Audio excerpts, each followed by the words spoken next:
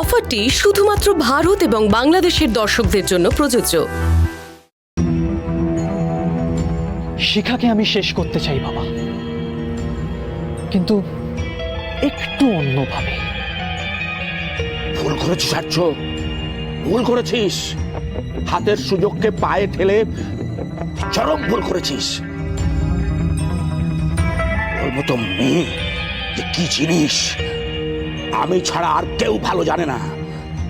তুই ওকে মেয়ে ভেবে যেন দুর্বল ভাবিস না। চিল বাবা চিল, আমি সব ভাবনা চিন্তা করেই প্ল্যানটা বানিয়েছি।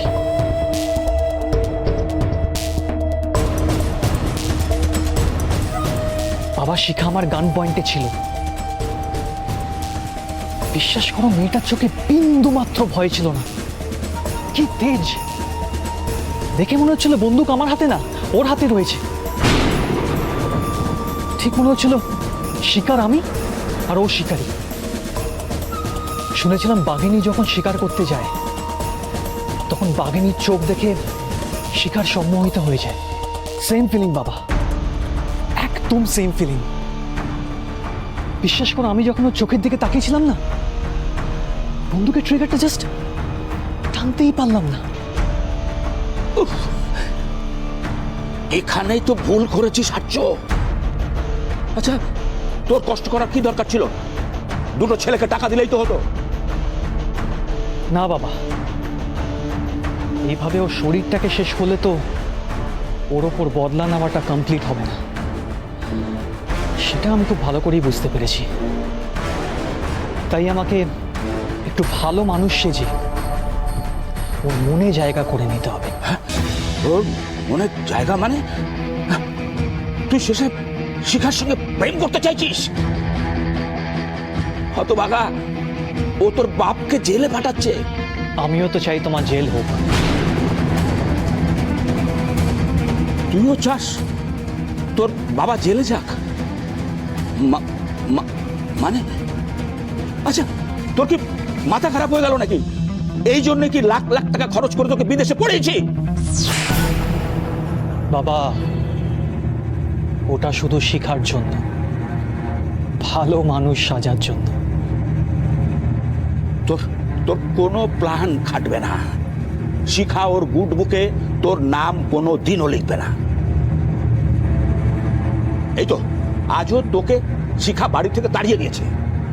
কি হাতি ঘোড়া মেরেছিস ওখানে গিয়ে? সময় লাগবে বাবা, সময় লাগবে।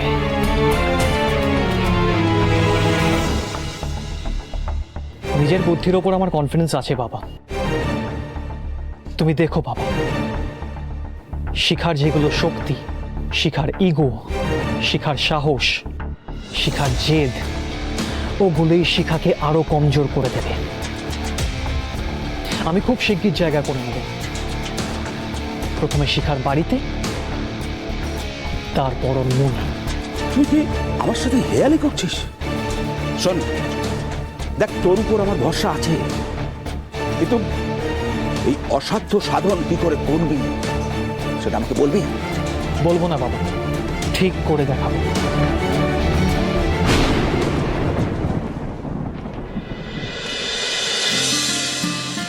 Do you know where countries are located?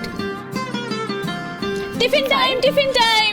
Shikha, breakfast ready. আর এবারই নতুন নিয়ম অনুযায়ী সকলকে কিন্তু একসঙ্গে বসে খেতে হবে। তাহলে আমি যাই, ব্রত দিদাকে ডেকে আনি। হ্যাঁ তিতলি সোনা, যাও তো। আর বলবে তাড়াতাড়ি আসতে, নইলে কিন্তু ব্রেকফাস্ট চা সব ঠান্ডা হয়ে যাবে। যাও। শিখাদি, শিখাদি।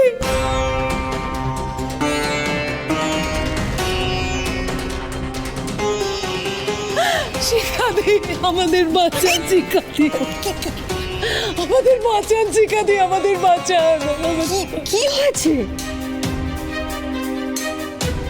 আপনারা এরকম কেন কাঁদছেন কেন? কি হয়েছে বলবেন তো? দিদি, আমি মিনা আর ও আমার স্বামী তিলক। আমাদের অর্থনৈতিক অবস্থা একদম ভালো না দিদি। কিছুদিন আগে আমার শাশুড়ি মা ক্যান্সারে আক্রান্ত হয়। আমরা যতটা সম্ভব সব জায়গায় ছুটেছি দিদি, সবার হাতে পায়ে ধরেছি, কিন্তু কারোর সাহায্য পাইনি দিদি, যাতে আমার মায়ের চিকিৎসা হয়। টাকার অভাবে মার চিকিৎসা করাতে পারছি না। শুনেছিলাম কোনো কোনো হাসপাতালে ক্যান্সারের ফ্রিতে চিকিৎসা হয়, কিন্তু কিন্তু দিদি কোনোভাবে বহু চেষ্টা করেও কোথাও মাকে ভর্তি করাতে পারিনি দিদি। মানে আপনার মায়ের চিকিৎসা হচ্ছে না? চিকিৎসা হচ্ছিল না, কিন্তু মার যখন দেখলাম প্রায় যায় অবস্থা, তখন কোনো দিকে না তাকিয়ে আমার সাধ্যের বাইরে গিয়ে একটা দামি হাসপাতালে নিয়ে যাই। ভেবেছিলাম কোনো রকম একটা ব্যবস্থা হয়ে যাবে, কিন্তু কোনো ব্যবস্থা করতে পারিনি দিদি। এদিকে হাসপাতালের বিল দিন দিন বাড়ছে, এই সময় আমাদের পাশে কেউ দাঁড়াচ্ছে না দিদি। দিদি আমরা জানি শুনেছি আপনি সব সময় মানুষের পাশে দাঁড়ান, এই সময় আমাদের একটু সাহায্য করুন দিদি, একটু সাহায্য করুন, একটু সাহায্য। শিখা, দেখ না, তুই যদি ওনাদের জন্য কিছু একটা করতে পারিস, তুই একটু ঠান্ডা মাথায় ভাব, দেখবি কিছু না কিছু ব্যবস্থা ঠিক হয়ে যাবে। ওনারা আমাদের বাড়িতে এসেছেন সাহায্য চাইতে, ওনাদেরকে তো আর খালি হাতে ফেরাতে পারবো না। মানে এটা তো অনেক টাকার ব্যাপার, আমারও তো এখন ক্ষমতা নেই এত টাকা ওনাদের সাহায্য করার। কি করব বলো তো? একটা কাজ করা যেতে পারে, ওনাদের সাথে আমি যদি হাসপাতালে যাই, গিয়ে সুপারের সাথে একবার কথা বলে দেখি। এরকম অনেক সংস্থা আছে যারা এনাদের মতো পেশেন্টদের সাহায্য করেন, আমি ওদের সাথে কথা বলে দেখতে পারি। এটা কিন্তু তুই ঠিক বলেছিস, তুই বরঞ্চ হাসপাতালে গিয়ে একবার সুপারের সাথে কথা বল। সত্যি শিখা, এটা খুব ভালো আইডিয়া। তুই আর দেরি করিস না, এক্ষুনি ওনাদের নিয়ে বেরিয়ে পড়। চলুন দেখি, হাসপাতালে সুপারের সঙ্গে কথা বলে যদি কিছু করতে পারি আমি। চলুন। শিখা, সাবধানে যাস।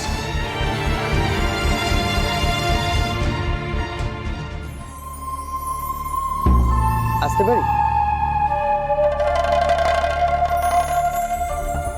তুই এখন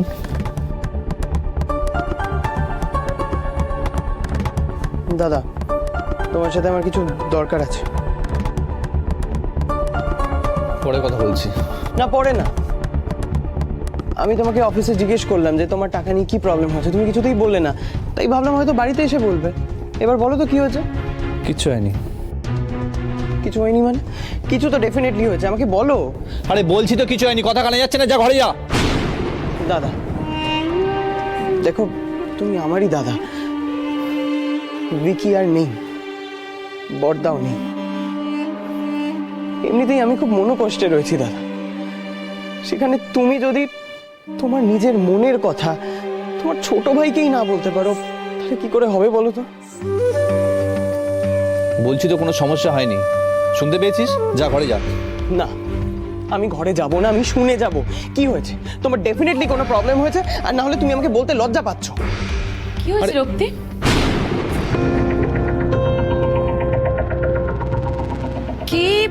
কি মানে কি নিয়ে লজ্জা পাচ্ছে? কে লজ্জা পাচ্ছে? আরে দেখো না, ওর অফিসে কিছু সমস্যা হয়েছে, তো আমাকে বলতে এসেছিল, তো আমি বললাম যে যতটা পারবো আমি সাহায্য করবো। ঠিক আছে, তোকে আমি করে দেবো, তুই যা, তুই যা। যাও মানে ঘরে যাবে না? কি কি কেন?